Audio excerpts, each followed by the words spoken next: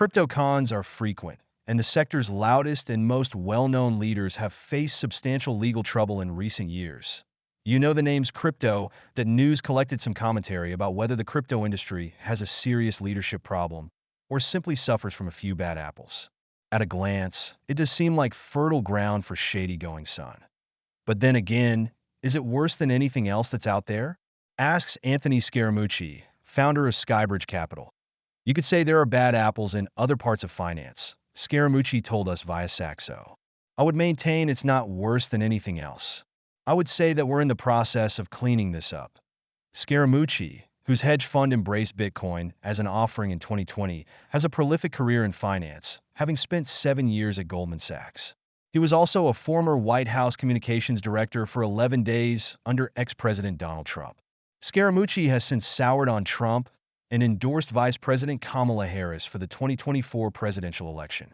He even revealed at the Token 2049 conference in Singapore that he and other cryptocurrency advocates are collaborating with the Harris campaign to shape more industry-friendly policies should she win on Election Day, November 5th. For crypto investors, it's exactly what they're looking for: an inside man who knows the industry and can carve inroads with Washington, D.C. Up until now, their big gripe is with the Biden administration and the current leadership within the U.S. Securities and Exchange Commission.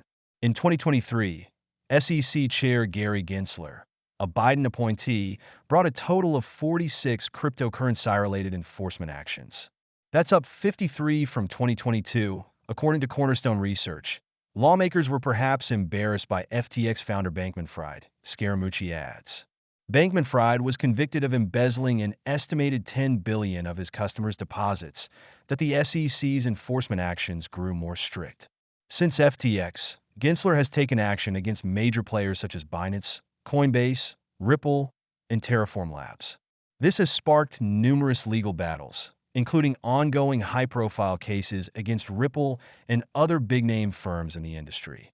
Most cryptocurrency tokens qualify as securities under U.S. law and, as a result, fall under SEC oversight. That I thought that the Biden administration were overly aggressive in terms of their anti-crypto positioning, Scaramucci says. It was unnecessary to be that aggressive. Other crypto pros share a similar sentiment. Tim Krabchinovsky, founder and CEO of decentralized telecommunications company Chirp, argues that those enforcement actions by the SEC felt more like attacks rather than constructive oversight. Crypto investors were met with confusion, inconsistent policies, and outright hostility at times, Krabchinovsky said of the past 4 years. Instead of fostering innovation or providing clarity, the Biden administration's actions raised anxiety, leaving investors guessing about the future of the space.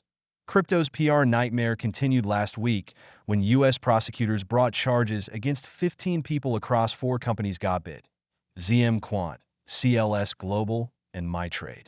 The firms engaged in fraudulent practices designed to manipulate the market, according to the FBI. But scenarios like this don't represent all of crypto, Krabchinovsky insists.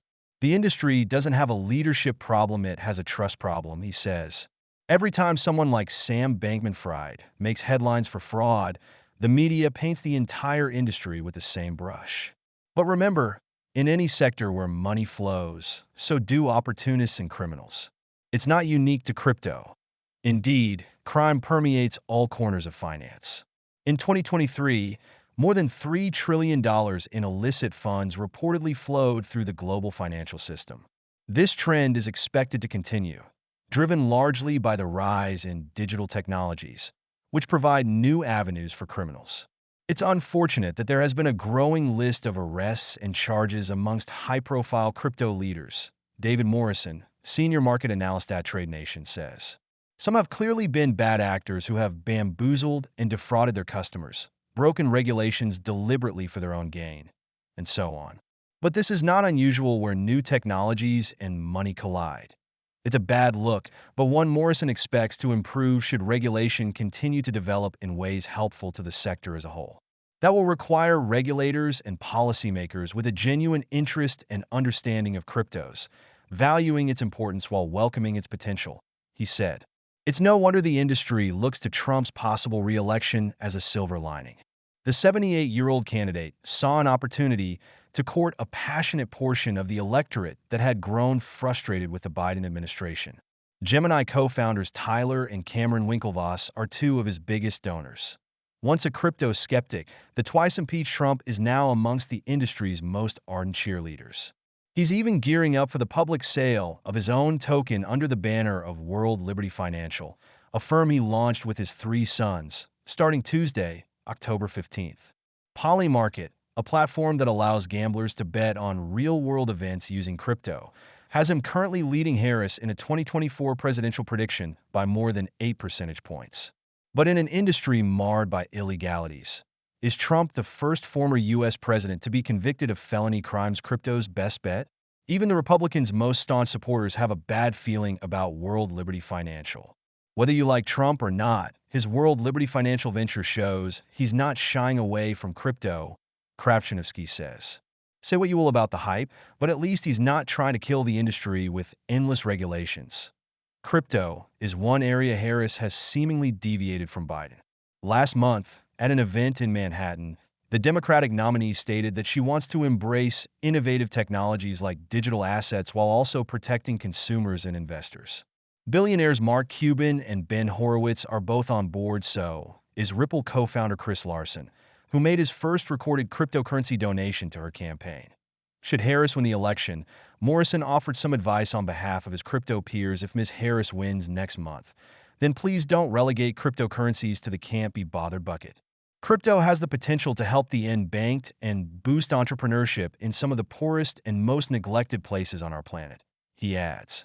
Don't write it off just because Donald Trump talks about it so much.